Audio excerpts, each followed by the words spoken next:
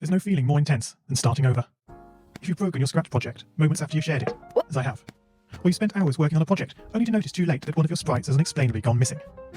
If you've made use of that difficult-to-name thing of thing block within the sensing category, amazingly useful, but capable, due to a Scratch bug, of leaving you crying as it dumps all your scripts in one big and ordered heap. If you've made real progress coding a game over the course of the week, only to come back the next day to discover you weren't even logged in, nothing has been saving. Starting over is harder than starting up. If you're not ready for that, like if you've already had a bad day at school, then what you're about to go through may be too much. Feel free to go away and come back. I'll be here.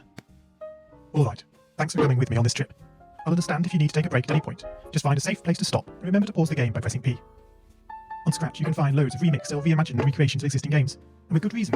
George Bernard Shaw said, "Imitation is not just the sincerest form of flattery, it's the sincerest form of learning." This game is a recreation of a game that came out in 2017, titled Getting Over It with Bennett Foddy. That game in turn was a homage to a free game that came out in 2002. Both games involved dragging yourself, using a hammer, up a mountain assembled from assets and objects sourced from many other games.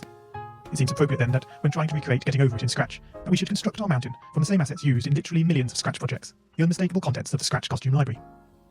Unlike Unity or Unreal, Scratch does not provide you with a built-in physics or 3D rendering engine. There's no state-of-the-art debugger, you can't even pause your scripts. We are forced to program old school. Our experience capped at 30 frames per second on a 480 by 360 pixel